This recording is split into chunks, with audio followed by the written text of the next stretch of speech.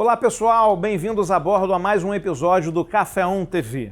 É um prazer ter você em nossa companhia. O programa de hoje nós vamos tratar de gestão tributária, gestão financeira e gestão jurídica. Muita informação valiosa para você aplicar aí nos seus negócios. Qual a relevância disso, Rodrigo? Muitas das vezes a gente atua em mercados que já estão muito consolidados, não tem muita margem para você fazer muita negociação. Se você não tiver uma gestão financeira, uma gestão tributária, uma gestão fiscal muito bem feita, muito bem realizada, acaba que você perde o seu lucro.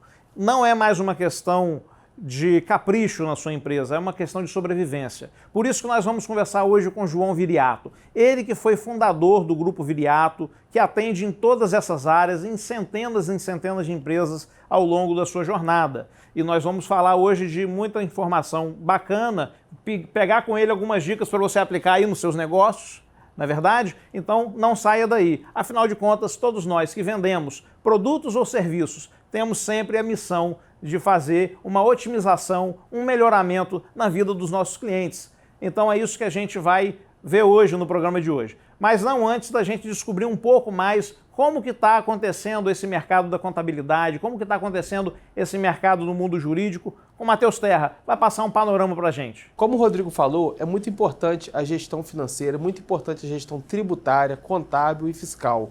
Muitas empresas no setor de varejo, num ambiente desafiador, de juros de mais de 2 dígitos, né? Estamos vivendo um ambiente de mais de 10% ao ano de taxa Selic.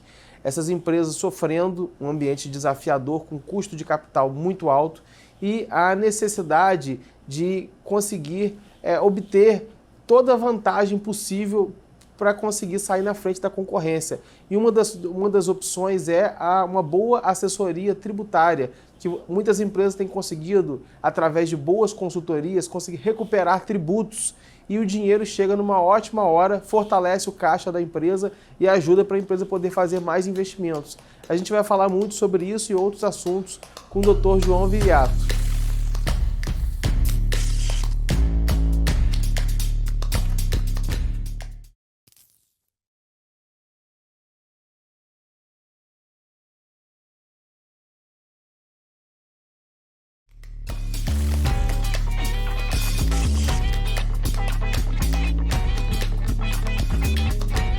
Pessoal, bem-vindos de volta a bordo do Café 1 TV. É um prazer tê-los em nossa companhia, num programa especial e principalmente um programa que é útil para você que está assistindo a gente, não importa o tamanho da empresa ou do negócio que você opere. Se você é um pequeno empresário, se você é um médio empresário ou se você é um grande empresário.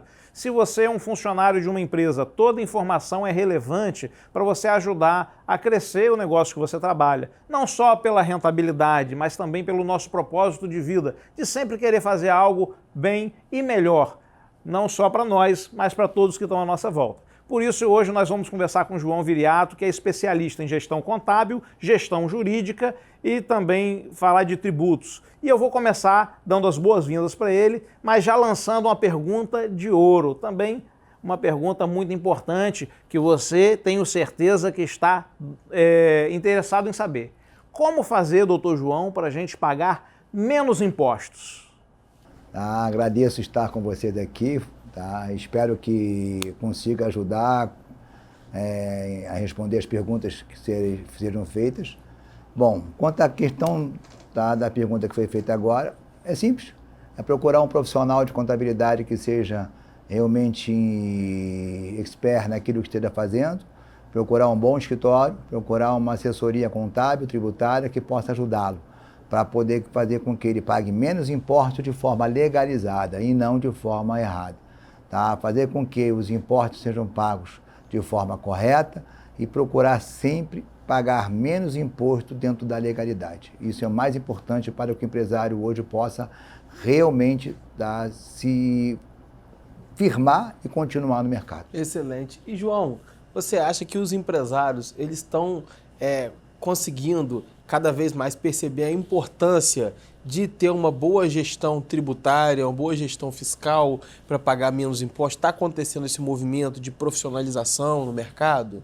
Hoje sim, hoje eu digo que sim. Eu estou há 40 anos no mercado, tenho 41 para ser mais exato, tá? E vejo que de uns 5 ou 8 anos para cá, O empresário está procurando cada vez mais se aperfeiçoar, a procurar profissionais que possam trazer para eles coisas novas, que sejam eficientes em termos de diminuir a sua tributação. Tem muitas coisas para serem feitas hoje pelo empresário para que ele possa pagar menos imposto, tá, e conseguir se firmar no mercado. E o senhor poderia dar algum exemplo para a gente, para uma empresa média, por exemplo, ou uma empresa pequena que de repente atua no Simples Nacional, tem um faturamento que é limitado ali dentro daquela faixa do Simples, e um exemplo, de repente, de um caso que o senhor já tenha trabalhado, que conseguiu fazer uma redução dentro desse leque de impostos que todos nós pagamos, né? Mas que, de repente, para o pequeno empresário ele é muito mais ostensivo, porque o tamanho da empresa é menor e acaba representando dentro do caixa daquela empresa um impacto muito mais relevante. Bem, tem vários exemplos. Você, quando tá no Simples, hoje você paga um único imposto, que é o DAS, tá? Você paga um imposto que engloba vários tributos, engloba INSS, PIS, CONFINS, Imposto de Renda, ICMS e assim por diante, tá? Só que tem várias empresas, tem várias atividades, tá, que você pode comprar produtos que são monofásicos, produtos que já foram pagos em impostos anteriores. O que é monofásico? Monofásico é quando a fábrica vende, tá, e esse imposto esse produto que ela vendeu, o imposto é pago pela fábrica, paga na fase anterior. Dali para frente ninguém mais paga, o distribuidor não paga, o varejo não paga, ninguém mais paga.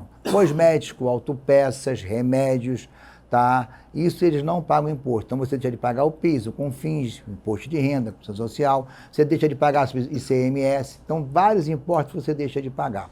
Então tem muitas firmas que estão no Simples que infelizmente os seus contadores não têm esse conhecimento básico, tá? Eles pagam um imposto muito superior. Eu tive um caso há algum tempo atrás lá no escritório, tá? De uma pessoa que nos procurou, que era dona de um varejo, do comércio varejista de bateria. E a bateria, ela tem várias situações que você deixa de pagar. Você não paga o PIS, você não paga o CONFINS, você não paga ST, você não paga aqueles impostos, porque já foi pago anteriormente. É um produto chamado monofásico, tá? E ele foi levar para mim reclamando que estava pagando muito imposto, seu concorrente estava pagando menos do que ele. Bom, nós olhamos o DAS dele, o relatório de Simples dele, e constatamos que o contador dele não estava segregando aqueles impostos que já tinham sido pagos anteriormente. Entendi. Então ele estava pagando mais ou menos, tá, uns 40% a 50% a mais do que ele deveria estar pagando de Simples. Tirando o lucro todo do negócio. Acabou. Não, o lucro dele era muito pequeno, ele tinha que fazer, tá, coisas absurdas para poder, malabarismo, vamos dizer essa palavra, para poder conseguir ganhar algum dinheiro. Aí ficou uma coisa meio chata, porque ele saiu dali um pouco irritado com o colega, com o contador, tá, e foi até o contador procurá-lo, nunca mais ouvi. Espero que o contador tenha se salvado, porque ele estava muito chateado. Mas isso não é uma questão só desse cliente. Tem várias empresas, padarias, restaurantes, tá, que você pode fazer essa segregação, e tem muito colega, muito contador que não faz, tá, porque não sabe, não tem conhecimento, é um pouco difícil. Então, isso faz com que a pessoa pague mais imposto indevidamente. Isso mostra a importância de buscar bons profissionais, né? Hoje, o que eu acabei de falar, o crescimento hoje, tá, na área tributária, ela é muito grande. Para nós, prestadores de serviços, que prestamos um serviço, a meu ver, tá, confiável, um serviço que seja bom para o nosso cliente, hoje, tá, esse segmento cresce muito, muito mesmo. E outra coisa que eu queria falar também, a gente estava falando do Simples aí. Aqui no Brasil tem muito aquela questão, né, de que às vezes a empresa é pequena e toda empresa pequena sonha um dia em crescer.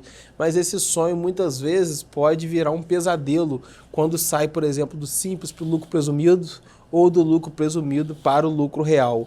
Por que muitas empresas morrem nesse caminho de sair do Simples para ir para o lucro presumido, sair para o lucro presumido para o lucro real? O que acontece nesse meio do caminho? Falta de um profissional que possa ajudá-lo à mudança. Eu tenho tem alguns casos que passaram pelo meu escritório, tá, de empresas que estavam saindo do Simples, mercados, supermercados, tá, estava com faturamento que estava ultrapassando o Simples, e que eu expliquei para ele que ele deveria ir para o lucro real, tá? Que nós tínhamos condição de dar uma assessoria profissional para ele, e que eu vou te dizer, Você faturando hoje no Simples, no comércio, com faturamento hoje de 300 mil, 400 mil por mês, tá? No comércio, na atividade de comércio, tu está pagando mais imposto no Simples do que estaria pagando no lucro real. Tá? Caramba, essa eu não sabia. Se você pegar hoje, tributariamente, eu tenho como provar que a pessoa que paga hoje, o empresário que paga hoje no Simples, tá? Um tributo sobre 400 mil reais, 350 mil reais, tá? Na atividade de comércio, serviços não. Comércio. De comércio, se ele estivesse fora, estivesse no lucro real, ele estaria pagando menos imposto. Tá? Na parte tributária, estaria pagando menos imposto. Só que, infelizmente, tá? Os contadores não gostam de fazer essa mudança. Por quê? Que acabou de falar, o Simples é uma contabilidade simplificada. É uma contabilidade básica, qualquer pessoa, contador, não sabe fazer. Tá? E se dispõe a fazer. O lucro presumido é uma contabilidade, tá? Um pouquinho mais complicada, onde você já está dizendo o lucro presumido. Presume-se que você vai ter um lucro, tá? Em cima daquela presunção de lucro, você vai pagar o imposto de renda, a contribuição social e assim por diante. E o lucro real, a palavra já está clara, é o lucro, você paga o imposto sobre a realidade da sua empresa. Se ela tiver prejuízo, você não paga. Se ela tiver um lucro pequeno, você paga um imposto pequeno. O que no presumido e no Simples não acontece isso. Por exemplo, no Simples, você teve prejuízo, tu vai pagar imposto sobre o teu faturamento de qualquer maneira. No presumido, você teve prejuízo, tá? Como se houve uma presunção de lucro, tendo prejuízo ou não, tu vai pagar imposto também sobre aquilo. No real, não.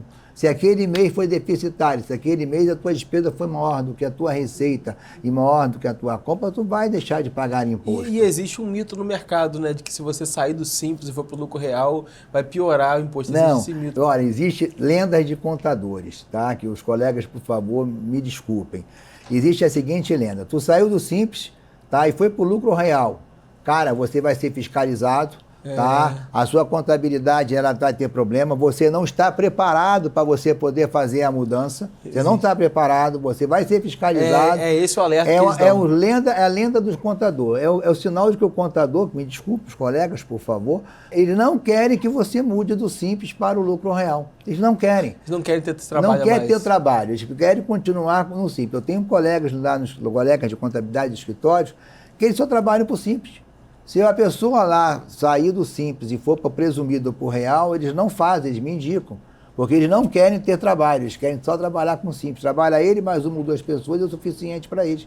Porque é aquele negócio, você calculou o teu faturamento, a tua receita, vai calcular o teu imposto, manda a guia para o cliente e um abraço. Você não tem que fazer mais João, nada. Deixa eu fazer uma pergunta muito Desculpa. pertinente. Nada, é uma alegria ouvir, porque você está sanando justamente as dúvidas, não só nossas, mas de quem está ouvindo a gente em casa também.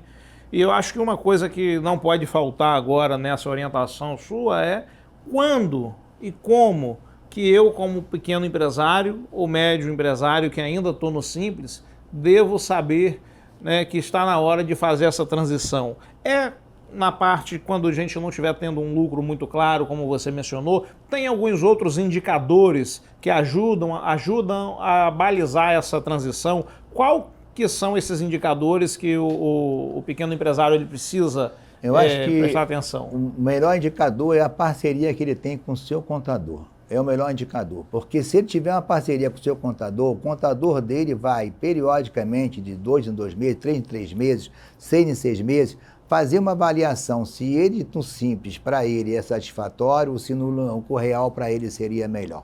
Tá? A melhor estratégia é a parceria com o contador. Porque a questão do lucro, o que acontece? Infelizmente, o empresário que está no Simples, tá? Ele tem uma teoria. Ele tem que tirar todo mês X para ele para sobreviver. Tá? Então, se ele tiver que pagar imposto, ele já sabe o seguinte, por favor, eu estou colocando com bastante tranquilidade e clareza. Não que todos façam isso ou que ninguém faça isso, tá? Por favor. Mas vamos dizer o seguinte, ele tem que pagar o imposto de 30 mil. Para isso, ele teve que faturar 300 mil. Ele simplesmente esquece de faturar 300 mil, algumas notas fiscais ele não fatura, esqueceu de tirar, esqueceu. Faturou 150 mil, não vai pagar 30, vai pagar 10, vai pagar 15, deu para entender? Então, é um esquecimento.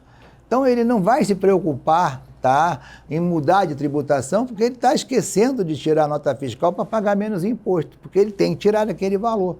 Se ele for fazer um trabalho, tiver uma parceria com o seu profissional, tá? E ele conseguir enxergar que ele pode mudar de tributação sem ter que esquecer de tirar a nota fiscal, cara, ele consegue sobreviver com muito mais tranquilidade e a consciência tranquila no mercado. Excelente. Você falou de um ponto que é interessante, porque esse esquecimento, que infelizmente é muito presente no Brasil, o Brasil é um país de muitos esquecidos na hora de tirar a nota fiscal. É o senhor que está dizendo isso. Não, é a realidade da nossa, cultura hoje. Mas isso tem se modificado, principalmente com as ferramentas novas de controle do governo federal, como a gente vinha conversando, né, nos bastidores, quando foi implementada a nota fiscal eletrônica, aumentou um pouco o controle quando agora a gente já tem o E-Social, que faz também, né, tem um banco de dados maior ainda, o REINF. Né? Então, assim, como fazer para poder começar a migrar uma empresa que às vezes esquece de emitir algumas notas para trabalhar numa legalidade absoluta? Sem risco, né? Sem risco. Porque não tem como você ter um negócio sólido se você trabalha com risco, porque o risco ele destrói a solidez de qualquer negócio, né? O risco fiscal que a gente está se referindo. O que acontece? O empresário muitas vezes esquece o seguinte: ele esqueceu de tirar a nota, mas quem vendeu para ele não esqueceu. Quem vendeu para ele tirou a nota. Então, muitas vezes, o empresário comprou 300 mil no mês, tá? Mas ao esquecer de tirar a nota, ele só tirou 150. Mas o fisco sabe disso, tá? A Receita Federal sabe disso, o Estado tem essas informações.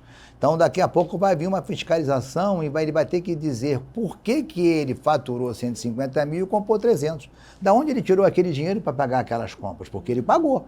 Tá? Ele não está inadimplente, tá, daquelas mercadorias, ele teve que pagar aquilo, entendeu? Então, ele tem que fazer o quê? Ele tem que começar a se preparar para mudar de tributação. Sair do simples ou do lucro presumido, tá? Porque ele não tem condição de trabalhar nessas duas tributações, e ir para o lucro real, procurar um profissional que o ajude, tá, a trabalhar no lucro real pagando menos imposto de forma correta. Porque numa parte não tem como esquecer, da outra ele esquece, ele vai simplesmente ter cruzamento de informações. E não é só a questão do simples, não. Eu estava no bastidor agora falando com vocês, o próprio MEI. Você tem hoje um MEI que você tem que pagar no valor, você tem que ter um faturamento X mensal. MEI, o que é um MEI? Qualquer pessoa pode ser MEI hoje, um microempreendedor individual, um pedreiro, um ferreiro, tá? um ajudante de alguma coisa. Qualquer pessoa hoje tem um MEI para poder pagar o imposto e ter seu INSS. Um diarista, por exemplo. Diarista é um MEI, tá? Então, o que acontece? Ele tem um faturamento de X por mês, acho que 81 mil por ano. E o que está acontecendo hoje? Muitos MEIs são constituídos, legalizados, e começam a comprar, tá? 30 mil, 40 mil, 50 mil, 60 mil por mês de mercadoria. Eles compram, mas não vendem. Tá certo? E o que está acontecendo? O Estado agora está começando a fiscalizar isso, dizendo o seguinte: olha, tá, você teve uma compra no mês de 20 mil, 30 mil, 40 mil, 50 mil, e você não declarou isso. Então porque você ultrapassou a 20% do teu faturamento, tá, de 81 mil, você agora é obrigado a sair do MEI para ir por Simples. E vai ter que pagar a diferença desses impostos como se você fosse simples. Mas está sendo feita uma presunção de lucro? Ou está colocando em cima do imposto que ele deveria pagar como simples. Ele não está fazendo presunção do lucro porque ele não está no presumido. Não está no presumido, ele sai do MEI, simples, presumido real. Então ele sai do MEI e está indo para o simples. Então ele vai pagar em cima do simples aquele faturamento. Isso já está sendo feito hoje? Alguns estados já fazem isso hoje. Eu espero que todos eles façam. Tá? Porque vai evitar, tá, uma sonegação maior, vai evitar que isso pare de acontecer. Nós temos empresas no escritório que vendem, tá, para muitas firmas de MEI, porque as empresas elas não querem pagar imposto. Então ele vende para MEI. Tanto que aqui no estado do Rio de Janeiro agora se criou uma situação, obrigou-se os MEI a ter inscrição estadual, que antes não existia a obrigação de ter inscrição estadual. Você, como MEI, só tinha que ter o CNPJ, a inscrição junto à Receita Federal. Você não era obrigado a ter inscrição estadual. O Estado do Rio de Janeiro obrigou os MEI, tá, a ter inscrição do estadual. Para quê? Todos os MEIs? Todos os MEIs Mesmo que tiverem comércio. Ah, que tiverem comércio. Se o cara fosse cabeleireiro. Mas o MEI tem o KENAI fiscal que ele também se adequa ou não, tem, não precisa? Tem atividade de comércio. Tem MEI que é comércio varejista de gêneros alimentícios. Tem MEI que o cara é comércio, está lá, comércio varejista, está como MEI. Ele tem o direito de ser MEI, tá? Ele pode ser um comércio, ter na sua casa uma garagem lá e comprar lá um doce, tá? Uma coisa e vender. Não há nada que te proíba de fazer isso, tá certo? Só que as pessoas legalizam com o MEI com má intenção. Por exemplo, o cara tem um comércio lá, tem a mercearia. Aí ele legaliza lá 10 MEIs, tá? Um para a mãe, um para o pai, um para o irmão, para poder o quê? Comprar pelo MEI e não comprar pelo comércio dele, para que ele não pague muito imposto pelo Simples.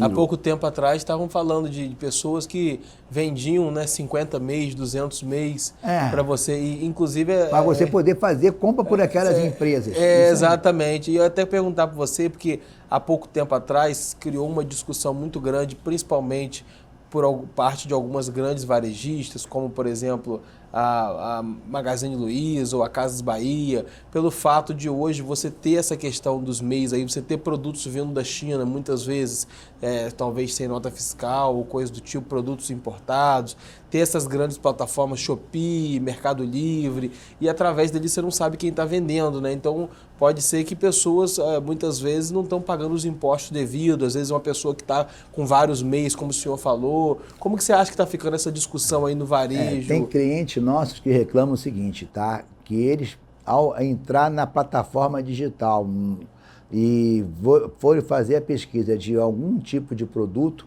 tem clientes nossos que reclamam que tem empresa, tem pessoas que vendem pela plataforma digital produtos mais baratos do que eles compram da própria fábrica.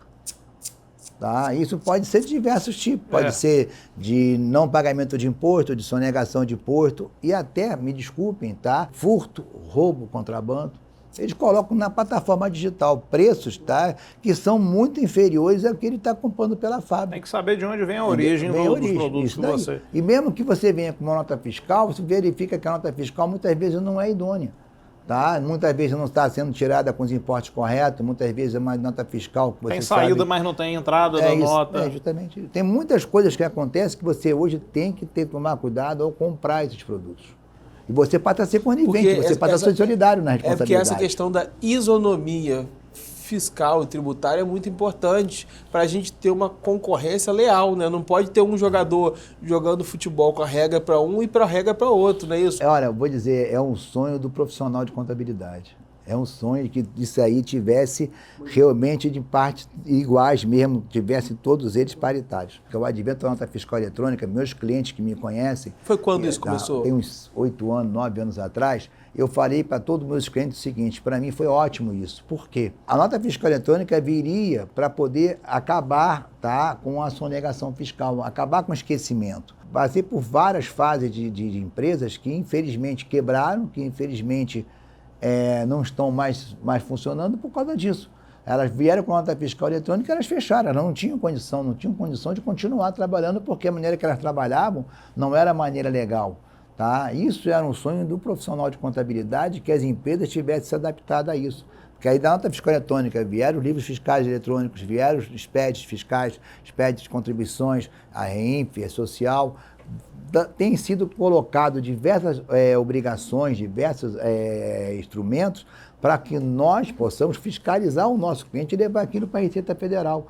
O nosso sonho é que todos os nossos clientes estivessem adaptados a isso e evitasse esse problema de querer concorrer de forma desleal. E muitas das vezes, né, na grande parte das vezes, a gente nota, a gente sabe que no mundo dos negócios existe uma insatisfação muito grande, por grande parte dos empreendedores que não veem o retorno dos impostos que estão sendo recolhidos, né, nas mais diversas formas desses impostos sendo recolhidos, de forma prática, principalmente para quem recolhe aqueles impostos, né? Quer dizer, parece que entra tudo numa grande conta do governo federal ou governo estadual e aquilo, você que pagou de repente um imposto proporcionalmente maior tem um retorno proporcionalmente menor, né? Mas uma coisa que eu gostaria de pontuar aqui é que com a otimização da arrecadação dos impostos, o governo tem a possibilidade de fazer uma equalização, né? Porque aumentando-se a arrecadação,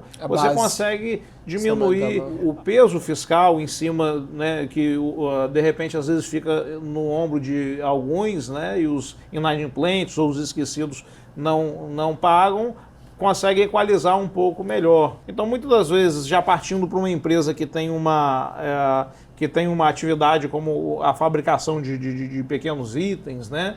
Ela já tem uma dificuldade para poder fazer ali um estudo, uma engenharia de estudo ali para poder compreender qual é o KNAI fiscal ideal para ela se colocar na hora de fabricar um pequeno item. Mas eu sei que vocês também têm dentro da empresa de vocês um trabalho de fazer uma pesquisa tributária para poder adequar melhor. Então, de repente, aquele produto que ela está trazendo, ele pode ser classificado como um produto. Você tem algum case nesse sentido de otimização tributária que você pudesse compartilhar com a gente? Existe muito isso? A gente vê, né, de vez em quando no mercado um caso muito emblemático que aconteceu agora ultimamente. Foi um bombom muito famoso, que eu não vou citar aqui agora, que fez uma adequação tributária saindo de bombom para um wafer, né? Então é um bombom mais famoso do Brasil aí, que eu não vou falar aqui, mas a gente sabe que ele trocou a embalagem, o produto continuou a mesma coisa e caiu a tributação. Você pode até citar esse caso, ou se você tiver algum outro caso, não pode citar um outro caso. Muitos anos atrás existiu uma marca de televisão, Telefunk, tá? Isso tem anos atrás, em que foi a mesma coisa, tá? A televisão, ela tinha uma tributação X, mas o tubo de imagem, a tributação era muito menor, tá? Então, eles vendiam o tubo de imagem, mas não vendiam televisão. Ele vendia o tubo, mas não vendia a televisão, porque a televisão, a tributação era muito maior. Isso, infelizmente, existe. A nossa legislação, ela é muito complexa, tá? É uma legislação que ela traz, tá, diversas surpresas dentro do produto. Você tem produtos que, se você colocar um KNAI, tá, você vai ter uma tributação maior do que se você colocar outro KNAI, e o produto praticamente é o mesmo. Existe, por exemplo, tá, uma questão do seguinte, tá, você hoje tem uma indústria, uma industrialização, tá, você para industrializar um produto e você ter uma condição diferenciada por ser indústria, você muitas vezes você não faz nenhum tipo de fabricação, você só beneficia, você coloca uma embalagem naquele produto ali, você está industrializando porque você beneficiou o produto, isso traz uma redução de tributo para você. Então existe, tá, de várias e várias maneiras, fica até difícil de você exemplificar, mas infelizmente isso por exemplo, eu vi um caso de, por exemplo, você tem o pão que faz parte da cesta básica, ele tem uma tributação menor. Aí você, tem um questionamento. E o pão de semolina no pão francês. E o pão semolina no Leblon, que é vendido caríssimo, também vai cair na mesma benefício tributário? Se eu colocar do KNAI, você vai cair na mesma tributação, não importa. Tá? Por exemplo, tem um benefício da farinha de trigo. Tá? Que a farinha de trigo ela tem um percentual X e tem a farinha, tá, que é comercializada para o varejo, que tem outro comercial, tem outro percentual. Tem o chocolate. Chocolate, se você comprar o chocolate até 100 gramas, tá, o chocolate, você tem uma tributação X. Se você comprar o chocolate acima de 1 quilo, tá, porque é para ser vendido para as fábricas, para as padarias, para poder fazer tutorização, você tem um KNAI com outro tipo de tributação, que você paga menos imposto. Quer dizer, até nisso, tá, tem a diferenciação. Você comprar até 100 gramas é um valor, acima de 1 quilo é outro valor. Então você tem várias coisas que você pode trabalhar com o teu cliente para poder diminuir a tributação dele. Há pouco tempo teve uma discussão que você deve estar a par disso, que era sobre a questão da energia elétrica, né? O que é bem essencial ou não, as energias elétricas acho que nos supermercados, que estavam cobrando um imposto maior, e aí estavam questionando, porque como era um bem essencial, era para ser uma tributação menor. Mas isso aí foi judicial, isso é uma questão judicial. Tá? Teve muitos juízes que concordaram com a tese e diminuíram o valor. Tá? Mas isso ainda está sendo discutido, isso não está no STF ainda.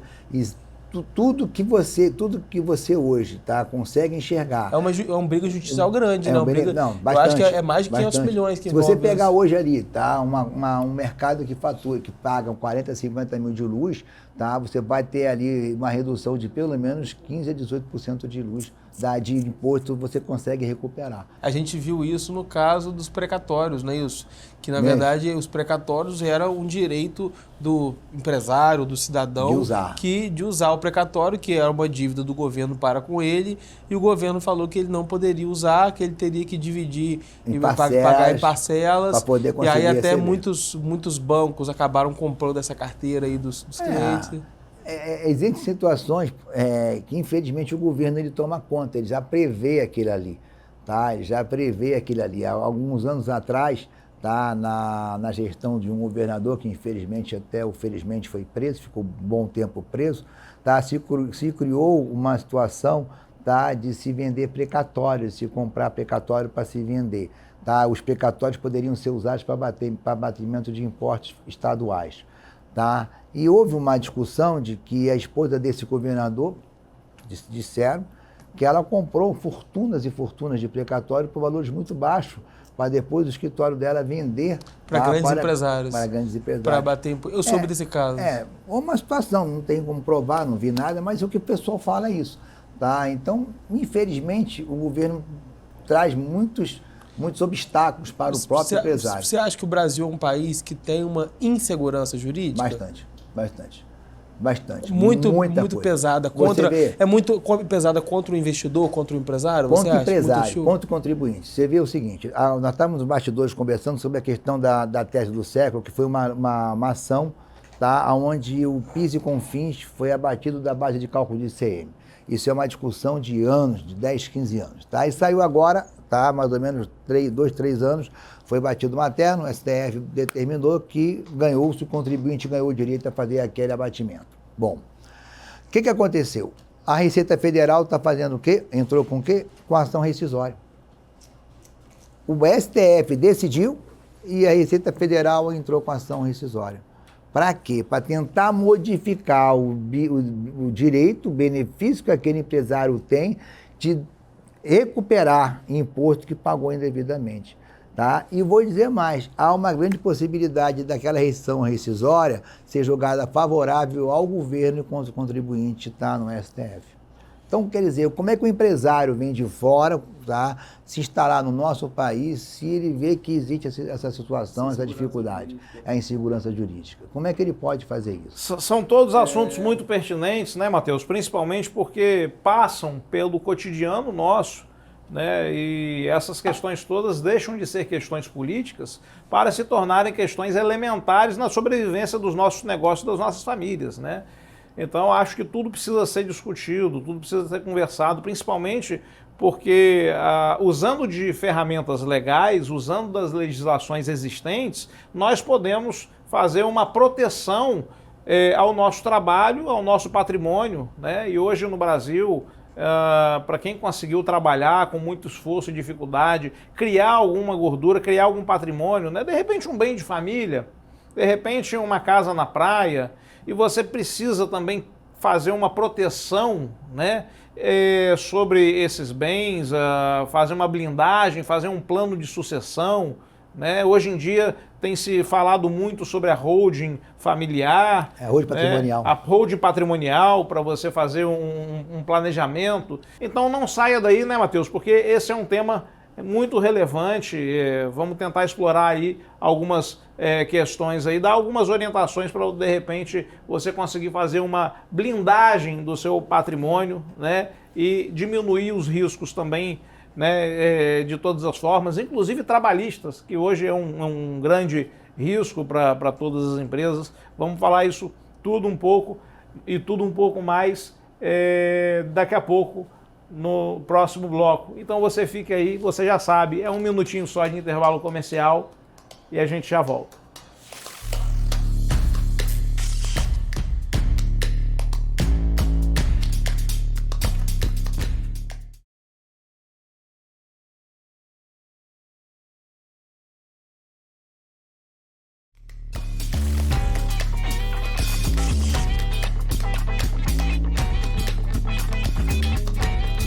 Olá, bem-vindos de volta ao Café On TV. Você a bordo sempre da melhor informação e o programa que traz sempre novidades e traz sempre informação relevante para você aplicar nos seus negócios. Hoje a gente está conversando com o Dr. João Viriato, ele que tem centenas e centenas de clientes nas áreas de tributação, contabilidade, jurídica, também seguros. É um grupo empresarial que atende muitas áreas e a gente não conseguiu abordar, obviamente, todas elas por conta do tamanho do nosso programa, mas queremos dar um passeio aqui em alguns temas que são muito relevantes, né? E agora, como eu prometi a vocês, vamos falar um pouco sobre essa questão de sucessão patrimonial, vamos falar um pouco sobre essa questão da blindagem do patrimônio, né? E como proteger-se, né, dentro dos seus negócios, inclusive para questões trabalhistas, que no Brasil a gente tem essa grande dificuldade muitas das vezes. Então eu queria introduzir esse assunto com o nosso especialista Matheus Terra, que por muito tempo trabalhou fazendo esse tipo de serviço com sucessão patrimonial. Matheus entende disso e eu queria que Matheus fizesse essa introdução com o Dr. João para a gente poder pegar os pontos que são mais importantes. Doutor João, teve um caso que eu vi de um cliente que a gente fez um trabalho muito bacana, que era o seguinte: ele tinha algumas empresas, né, por exemplo, postos de gasolina, posto A, posto B, posto C. E aí a gente sabe que aqui no Brasil uma coisa muito importante é você proteger seu patrimônio contra eventuais problemas que possam surgir. E as empresas, tem alguns empresários amigos meus que falam que a empresa é a empresa bomba, né? A empresa que pode explodir, você tem que proteger seu patrimônio. E aí a gente colocou essas empresas em cima, uma empresa de participação, tirou o patrimônio, colocou numa hold patrimonial aqui e em cima colocou numa SA de capital fechado, que você tem muita flexibilidade, questão de ações, questão do acordo acionário, né, até por questão patrimonial, sucessão com os filhos também. O que você acha desse tipo de organização? Eu já iria trabalhar de forma diferente. Eu já criaria uma holding societária, tá? A holding societária seria a sócia das empresas dos portos, que eu tenho inclusive isso lá no escritório.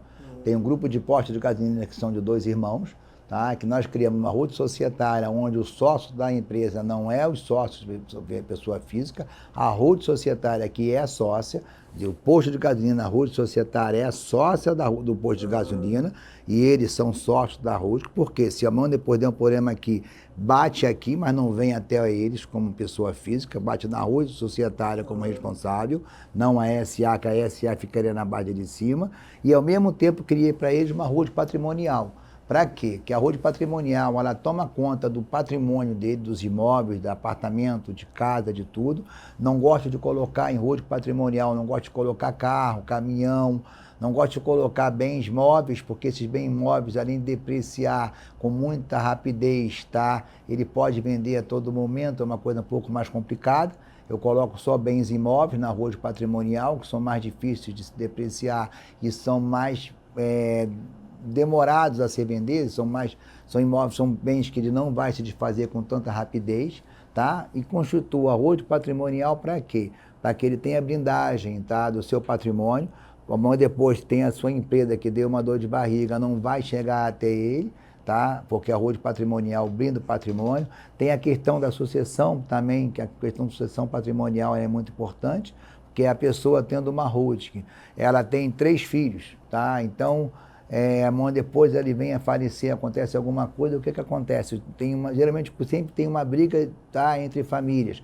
Na holding não, a holding são cotas de capital. Cada um fica com Cada um vai ficar com percentual. Então, por exemplo, a pessoa faleceu, deixou um apartamento na Atlântica, tá, deixou uma casa na Vila La Penha, tem uma como casa de um Bom pedaço para Sucesso. cada um, né? Como é que você vai? Eu vou ficar com a Atlântica, vou ficar com Bom Sucesso, vou ficar na Vila La Penha. Por quê? Não, todos 3 vão querer ficar na Atlântica, não tem jeito. Tá? Então você vai ter uma briga na família, e isso é a pior coisa que tem quando existe uma briga entre irmãos. Tá? Então o que nós fazemos? A holding patrimonial faz com que você tenha o direito a uma sucessão mais tranquila. Não vai ter briga pelo imóvel, vai ter a separação, a divisão das cotas de capital. Então cada um vai ter 1/3 das cotas de capital. Então um vai ter 1/3 do imóvel tal, 1/3 do imóvel tal, 1/3 do imóvel tal. Acabou.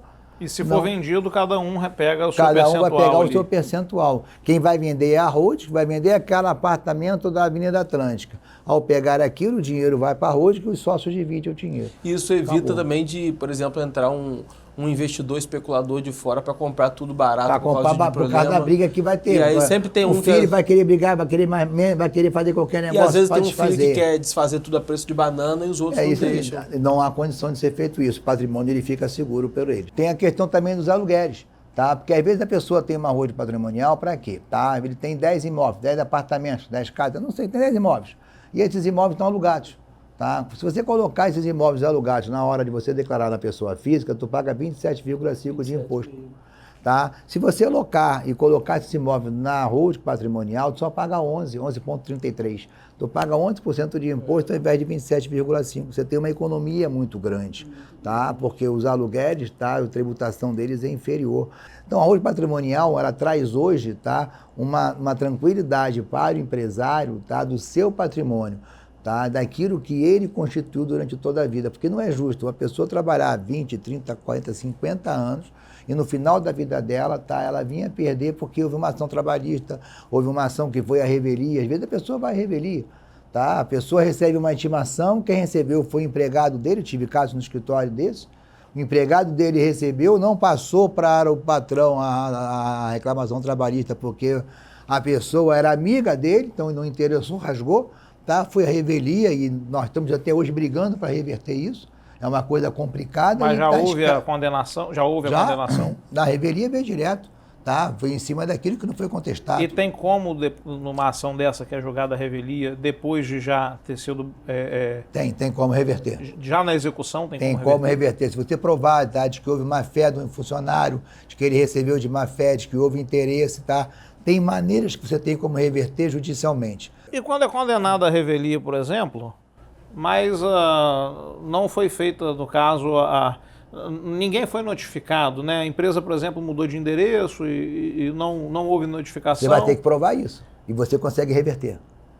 Você prova isso e você consegue reverter. Às vezes é colocado, uma firma foi intimada no endereço que não existia ou não existe mais, tá? Alguém recebe lá e vê a revelia. Tu tem que provar que a firma se mudou, está localizada em outro local. Você tem que fazer todo o uso de provas dentro do direito para você conseguir modificar a cinta de revelia. A partir de que momento que é possível, financeiramente, é viável, fazer essa manobra? Porque, né, de repente, com um orçamento muito grande, você consegue fazer uma estruturação desse tipo. Mas, às vezes, o camarada está no lucro, às vezes está no simples, o faturamento dele é básico, ele tem poucas coisas. Ainda assim, é vantajoso fazer uma holding? É caro? Cara, não é caro. É mais uma lenda de contador, tá? A holding patrimonial é uma empresa normal, uma empresa como qualquer outra, não é caro. Uma empresa administradora de imóveis. É isso aí, é quase isso. É quase isso, parabéns. É uma coisa que não é difícil de ser feito, tá? Você tem que ter, tá, uma boa assessoria. Lógico que, tá, tem profissionais que cobram os valores que eles querem cobrar, tá? E tem contribuintes que pagam aquilo que o cara está cobrando. Mas não é uma coisa cara, não estou falando em termos de valores, mas não é uma coisa cara. Ele, mesmo no Simples, se o cara está no Simples, tem 3 imóveis, 4 imóveis, ele já tem que se preocupar com o patrimônio dele. O problema todo é que o empresário, infelizmente, tá, quer pagar pouco. Não quer pagar aquilo que se acha justo. Então, porque vai ter uma contabilidade. Tem empresários que fazem uma holding patrimonial, legalizam a holding patrimonial, tá? E deixam lá num canto, deixam lá com uma pessoa tomando conta para pagar R$500 por mês. Não pode ser feito isso, tá? A holding patrimonial a ser constituída, ela passa a ser uma empresa. Uma empresa tem obrigações a serem cumpridas, uma empresa tem uma escrituração a ser feita, tem que ser lançar o IPTU que não foi pago, a conta de luz que não foi pago, tem todo um trâmite que tem que ser feito. Então tem empresários que não querem pagar. Então, às vezes, o barato sai caro, já falamos isso aqui anteriormente. O barato sai caro. Se o empresário tiver condições, tiver interesse de se proteger, ele tem que fazer, tá, uma holding patrimonial e tem que se proteger, mas pagar um profissional para fazer. E como descobrir esse profissional correto? Tem alguma pergunta, alguma questão que a gente possa fazer? Tem que ver se esse profissional correto, tá, já fez outras holdings patrimoniais. Sim. Tá? Já tem referência, tá certo? Então, é aquela coisa, se eu for procurar um profissional para trabalhar para mim hoje no meu escritório, tá? Um prestador de serviço, eu vou ver quem é aquela pessoa. Se a pessoa, tu é o primeiro, tu foi escolhido, filho, não faz, filho, tu vai ter problema. Tu é o segundo, o primeiro não está muito bom, não faz, tu vai ter problema. Tu tem que saber quem é a pessoa antes de fazer. Eu falo o seguinte... O boca a boca é o melhor. O boca a boca é o melhor, e você tem que ter um portfólio para você mostrar. Existe hoje, tá, uma questão bem importante hoje no estado do Rio de Janeiro, tá, que são os benefícios fiscais do ICMS, tá, para reduzir o ICMS, tá, que são os benefícios fiscais que são chamados antigo Rio Loga, que hoje ali é 9025. Esses benefícios fiscais não são só no Rio de Janeiro, isso é a nível Brasil. Tá? Todos os estados da federação possuem benefícios fiscais, cada um de uma forma diferente do outro, mas todos os estados têm benefício fiscal. Tá? São Paulo tem, Minas tem, Espírito Santo tem, Santa Catarina tem, todos eles têm. E o Rio de Janeiro também tem. Se você tiver uma consultoria bem feita, tá? Você consegue ter na sua empresa uma redução de imposto sem esquecer de tirar a nota fiscal. Sem precisar esquecer. Sem precisar esquecer de tirar a nota fiscal. O que a empresa tem que estar, como que a empresa tem que estar estruturada para pleitear esse benefício fiscal? Cara, ela tem que estar em dia com as obrigações dela, tanto ela como sócio. Na junta comercial, quando eu falo em dia de pagamento de imposto, tá? É em dia de certidão negativa, é em dia de não estar devendo nada ao Estado, tanto ela como imposto. Certidão negativa de débito tem que ser. De débitos gerais, tá? E nós temos feito todo o levantamento. E isso hoje é muito importante. A Correia Lopes, que é uma empresa do nosso grupo, ela trabalha basicamente hoje com benefício fiscal e recuperação de crédito. É a coisa que nós hoje temos como mais importante do Grupo Viriato. Por quê? Você dá a condição para o teu cliente, tá, dele pagar menos imposto de forma legal. A contabilidade, finalizando, a contabilidade muitas vezes ela é mecânica. Tá? Você sendo bom profissional, tu vai pegar o melhor para o seu cliente. Tá? Mas se você botar numa consultoria, se a consultoria te dá todo o subsídio, tá? Te dá realmente, tá, um contato melhor tributariamente e ensina você como empresário a calcular o seu imposto, porque a questão toda hoje é você ter lucro. Para você ter lucro, tu tem que fazer o quê? Tu tem que calcular o imposto, tem que saber o teu imposto. Não, isso é muito importante, porque isso, na verdade, pode ser a diferença entre uma empresa sobreviver ou morrer, né? Morrer. É uma questão muito crucial ali, porque a gente sabe que a margem do varejo é muito apertada. A margem hoje do varejo, a gente está falando aí no bolso do empresário líquido aí 2%, 3%. É isso aí mesmo. É a margem muito apertada. O mercado, então, é brincadeira. O mercado hoje, com a perda que você tem... Atacado, então, é menor ainda. Não, atacado trabalha com 2,5% a 3%, dá 2% de lucro, tá? Então, tu tem que vender muito para você ter uma lucratividade maior, tá? Não tem condições de você subir. Mas o varejo, por exemplo, mercado, cara, o que você tem de roubo, tem de furto, de mercadoria estragada, tá? De vigilância sanitária, saúde pública, é absurdo. Tá? Então o mercado hoje, se não trabalhar com algum benefício... Rapidinho passa de lucro para prejuízo. Na verdade, tem muita gente que diz que no varejo, a maioria das empresas, ela passa por um período de... Isso quando a empresa é saudável. Lucra 2 anos, tem prejuízo em 1 ano, lucra 3 anos. É difícil a empresa ficar... Eu já aprendi, quando você constitui uma empresa, tu fica 2 anos no 0 a 0. Tá? Depois dos 2 anos, tá? Tu já começa a ter um pouquinho de lucro. E depois do 5º ano, você começa a quebrar ou começa a ter lucro efetivamente. É igual uma criança que aprende a andar. É isso aí. É isso aí. Pessoal, beleza? O programa de hoje está chegando ao fim. Eu quero agradecer muito aqui a presença do Dr. João Viriato, fundador do Grupo Viriato. São várias e várias empresas que prestam uma assessoria 360 graus. E hoje nós vimos um pouco, né? Ele trouxe muita informação relevante, mas não só isso.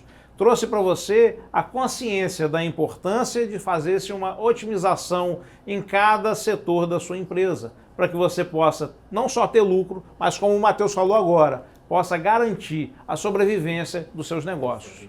Olha, queremos agradecer a sua audiência, dizer que você pode encontrar esse episódio completo nas nossas redes sociais e não deixe de acompanhar também as nossas exibições no canal Marketing, disponível aí toda quarta-feira às 8h30, um episódio inédito para você, e nos demais canais da nossa exibição você pode acompanhar também nas nossas redes sociais. Um grande abraço, Matheus.